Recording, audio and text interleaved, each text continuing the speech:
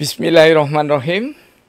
Pemirsa tercinta yang dirahmati Allah Tuhan Yang Maha Esa, bersua kembali di kanal Hikmatologi. Monolog sederhana mengajak diri kita masing-masing berpikir, kian melembut, cerdas, dewasa, bijaksanakan hati nurani, berdasar kitab suci agama kepercayaan yang kita yakini. Tentu saja upaya serius terus-menerus tak kenal putus untuk menghayati, mempedomani, mengamalkan nilai luhur Pancasila niscaya dalam kehidupan sehari-hari. Pemirsa yang dirahmati oleh Allah, masih dalam suasana proklamasi Bulan Kemerdekaan Republik Indonesia, di mana hal yang paling pelik dan syarat dengan dialog teoritis dan praksis sebelum Indonesia merdeka disampaikan oleh tokoh-tokoh yang sangat mulia hatinya. Tokoh-tokoh tersebut memiliki wahana, ruang atau institusi yang disebut partai politik.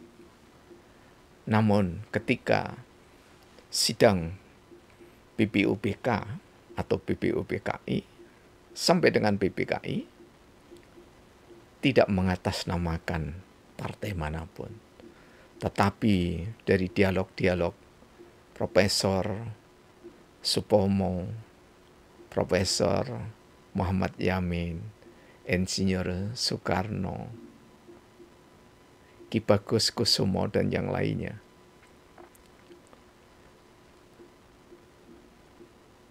semuanya berusaha untuk mengatasnamakan daerah masing-masing.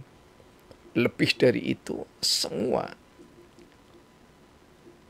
dalam satu kesepakatan ketika musyawarah dalam persidangan itu, bagaimana tokoh-tokoh itu mampu untuk melukiskan secara abadi, dalam tanda petik, ya, artinya ya abadi di dunia, untuk merumuskan dasar negara.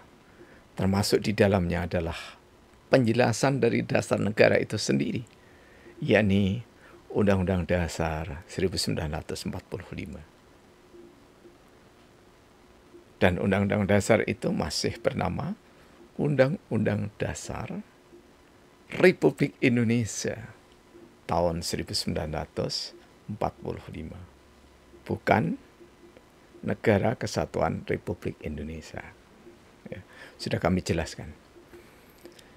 Keberadaan kami di kanal Hikmatologi tentu bukan ulama ya, yang dikonotasikan seperti di pondok pesantren, sangat jauh. Tetapi jika harus disebut ulama, ahli ilmu, ya tidak berlebihan kalau kami sedikit memiliki, kalau toh tidak disebut ahli, sedikit memiliki ilmu sosial dan ilmu politik, termasuk di dalamnya sedikit juga memiliki ilmu hukum. Karena memang kami pernah kuliah di kedua fakultas tersebut. Yang kami sajikan di kanal Hikmatologi itu adalah untuk membelajarkan diri kami, ya, terutama karena kalau kami ngomong sekali lagi tidak ada satu kilan, ya. Itu sebenarnya adalah mengomongi, ya. Jadi memberitahu, menasihati diri sendiri. Selebihnya kita harus berterima kasih pada Google, pada YouTube, pada sosial media yang lainnya. Mengapa?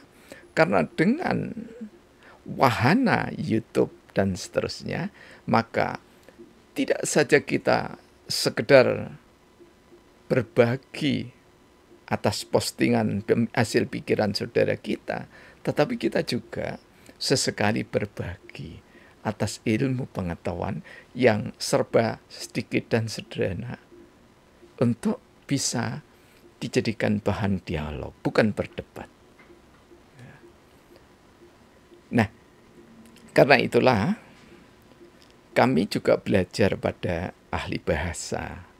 Di antaranya ya pembelajaran lewat dulu masih sering ketemu di program Pasca Sarjana Universitas Brawijaya. Tapi setelah purna tugas kita masih menggunakan jaringan pribadi, yaitu dengan Ibu Dr. Siti Rohmah, ya, MA, insya Allah begitu ya. Ya, beliau adalah salah satu dosen pengampu di Fakultas Ilmu Administrasi Publik, insya Allah, atau dan bisnis ya di VIA Universitas Brawijaya Malang. Apa yang kami dialogkan yakni adalah kami mencari satu konsep yang jujur saja menurut kami itu hal yang sangat-sangat sulit gitu ya, karena pelik. Jadi ketika kami menemukan tidak sekedar grand teori ya, hikmah, karena di dalam surah Al-Baqarah 2 ayat 269 yang sering kami sampaikan, siapa yang dianugerahi hikmah oleh Allah maka dia diberikan kebaikan yang banyak gitu ya. Nah, di antaranya adalah yang mengenal disiplin ilmu. Dan alhamdulillah di program Pasca Sarjana ketika kami mengikuti program magister itu pendekatannya adalah multidisiplin. Kemudian kami dipanggil oleh ya guru besar kami, rekan kami, Profesor Dr. Insinyur Haji Sumarno, ya, masih ada MS-nya kalau tidak salah ya. Itu untuk membantu, ya sekedar membantu, ya membantu di program Pasca Sarjana. Dan sampailah kami pada satu titik kulminasi bagi kami. Kami menemukan hikmah. Kemudian kami gandengkan dengan logos. Akhirnya menjadi hikmatologi. Dan hikmatologi itu tidak menggantikan Al-Quran dan hadis. Dan tidak menggantikan kitab suci agama yang lain, tidak. Tapi justru itu dari sini ya kita itu mendapatkan istilah ya dari Ibu Dr. Siti Rohmah MA tersebut ya. Itu diberi nama karena kami mengatakan oke lah Ibu kalau hadis bolehlah grand teori begitu ya. Ya, walaupun kami masih belum menerima. Tapi apa ini Al-Quran ini? Hanya satu kata. Kemudian di atasnya grand teori itu apa? Nah, mudah-mudahan saya kalau mengejah juga belepotan ini tidak salah gitu ya. Sehingga tidak disalahkan guru saya, Ibu Dr. Siti Rohmah. Gitu. The Supreme Grand Theory. Jadi, untuk mendapatkan The Supreme Grand Theory, juga kami konsultasikan pada juga yang ahli bahasa Inggris, yakni saudara kami Mbak Tince Nurhayati, sarjana sastra Inggris ya. Ini ya tidak ada lagi setelah itu ya, gini. Sehingga kami menerima The Supreme Grand Theory hikmah. Ya. Dari sinilah kami turunkan hikmatologi itu. Ini supaya kita mohon maaf barangkali warganet ingin sama-sama mendialogkan ini sehingga kita tidak sampai keliru pemahaman. Nah, grand teori ini ya dijelaskan oleh Rasulullah bahwa grand teori yang kami temukan ini adalah termasuk mukjizat Rasulullah Muhammad Sallallahu Alaihi Wasallam. Dan tidak ada bahasa, ya, tidak ada bahasa di dalam kosakata ilmiah itu kecuali referensi. Ya, referensi itu artinya rujukan itu sumber yang dimana kita merujuk untuk melahirkan satu teori. Ya, karena itulah maka jika ada yang mengatakan bahwa saya menggantikan Al-Quran dan hadis dengan hikmatologi dan hikmatokrasi, ini mohon maaf, ini berarti perlu dialog, ya, bagaimana untuk melahirkan satu konstruksi keilmuan sehingga nanti bisa sampai pada tataran teori. Nah, tataran teori itu ada macam-macam, ada yang masih elementer, ya. Kemudian ada yang middle ring teori, kemudian ada yang sudah masuk saturasi teori, ya. Teori yang sudah mapan. Teori yang mapan itu termasuk di dalamnya adalah Martian, itu dianggap teori mapan, ya.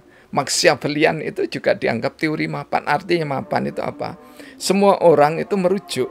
Jadi merujuk pada teori-teori yang disampaikan oleh Karl Marx maupun Machiavelli. Ya. Walaupun itu teori itu adalah teori-teori yang tidak bisa diterima di dalam kasanah pemikiran orang-orang Islam. Nah, seperti itu. Jadi bukan dijadikan referensi sama dengan semacam buku-buku begini, ya. Ya, ini miliknya atau tulisan dari Mankind of Mother Earth, ya, itu dari Arnold Toynbee, ya. Diterjemahkan Sejarah Umat Manusia begitu. Tidak seperti ini, tidak sama.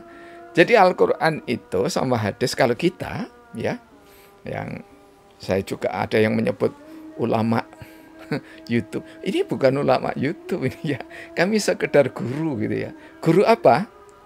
Ya guru yang belajar, yang tidak pernah berhenti belajar. Untuk apa kita belajar? Ya, toh sudah tidak menempuh lagi S3 di jurusan yang lain gitu, ya. Nah, belajar supaya kita itu insya Allah, ya, belajar mensyukuri nikmat Allah yang berupa ilmu pengetahuan itu. Jadi hikmatologi dan hikmatokrasi, jika kami menyampaikan argumen, itu bukan untuk memaksakan. Tetapi argumen ini ketika diberikan tanggapan atau sanggahan, kami akan memberikan hak jawab. Hak jawab itu yang tidak otot-ototan, tidak memakai bahasa yang sangat vulgar, ya, bahasa yang tidak beretika gitu, ya. Itu adalah model-model dialog. Tetapi kalau kita sudah masuk pada ranah bahasa-bahasa yang kasar, tidak beretika, itu namanya debat kusir. Ya. Kenapa sih kok disebut debat kusir gitu, ya? Nah, kusir itu kan berusaha untuk mengendalikan, bahkan acap kali memaksakan kudanya untuk mengikuti dirinya, ya. Walaupun kusir itu tidak selalu otoriter gitu, ya. Nah, pemirsa yang dirahmati oleh Allah, ya. Ketika kita berusaha untuk meyakinkan diri saya sendiri dan meyakinkan siapa yang tertarik pada hikmatologi untuk kami persandingkan dengan filsafat, ya. Ketika itu calon doktor Mbak Emi Sulistiani,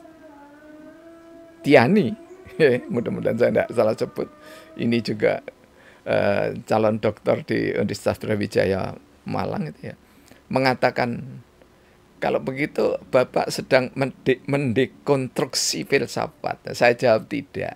Tetapi saya justru berterima kasih pada para filsuf, ya. Apalagi pada Hujjatul Islam Imam Al-Ghazali yang menulis Tahafut Al-Falasifah, terus yang menulis Tahafut At-Tahafut Ibnu Rus, ya. Kemudian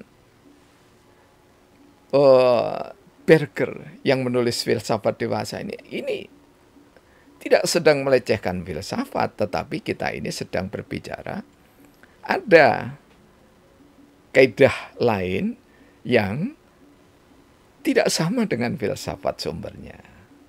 Jadi kalau filsafat itu sumbernya itu lebih pada pikiran-pikiran bijak, ya, pikiran siapapun dimulai dari Thales gitu ya. Maka hikmatologi itu sumbernya bukan dari pikiran bijak, tetapi dari firman Allah. Ini yang membedakan antara filsafat dengan hikmatologi. Ya. Dan tentu saja ya harus menggambarkan hikmatologi itu melukiskan tentang Allah yang Ar-Rahman, tentang Allah yang Ar-Rahim, tentang Allah yang Al-Malik, tentang Allah yang Al-Qudus, tentang Allah yang As-Salam, tentang Allah yang Al-Alim, dan tentang Allah yang Al-Hikmah. Ya. 99 nama itu yang wajib, tetapi banyak nama Allah sebanyak lidah lisan manusia yang berakal dan yang normal dalam, mohon maaf, anugerahnya secara dohir. Ya. Jadi tidak ada keistimewaan gitu ya. Dan yang ada keistimewaan pun juga diberikan hikmah itu sendiri. Nah, inilah pikiran-pikiran sederhana yang mewarnai lahirnya hikmatologi gitu ya. Jadi sekali lagi ya, kita meyakini bahwa Al-Quran dan As-Sunnah ya, terutama Al-Quran itu ukuran segala sesuatu. Jadi kalau ada ilmu tidak bisa dikembalikan kepada Al-Quran, ya secara akidah tertolak. Ya. Mengapa demikian? Ya karena Al-Quran itu sumber dari seluruh sumber mutlak. Ya. Pedoman berkehidupan. Tetapi Al-Quran dan As-Sunnah itu tidak seperti buku manual. Ya. Jadi ada manual, saya punya manual Coles. Ya. Jadi Coles tahun 1980 itu kami, insya Allah masih tersimpan ya. Ada manual Coles. Ya. Ada manual Coles diesel gitu ya. Awal-awal begitu ya. Kemudian ada manual fotografi. Ada sekitar, insya Allah kalau saya tidak salah sebut itu 21 jilid. Ya. Banyak sekali ya. Ya. Ada handyman ya. 24 jilid. Itu manual untuk pertukangan. Nah, kalau dicari di Al-Quran ada apa tidak? Ada ya. Ada. Itulah hikmah gitu ya. Jadi hikmah itu diberikan oleh Allah kepada hati nurani manusia, ya, beriman atau tidak pada Al-Quran. Ya. Kemudian, ya, hati itu membimbing otak, panca indera, kemudian untuk mewujudkan. Ya, oleh sebab itulah, maka ayat itu tidak saja ayat yang kauliyah, yang kauniyah, melalui the power of penggalih manusia, itu juga ada yang terwujud dalam namanya buku. Ini ayat-ayat yang kauniyah masuknya. Kauniyah itu artinya di luar kauliyah Al-Quran, ya, itu yang dibentangkan oleh manusia yang memiliki ilmu, ya, utamanya ulama'u warisatul anbiya. Jadi yang betul-betul, ya, ulama itu menjadi pewaris Nabi.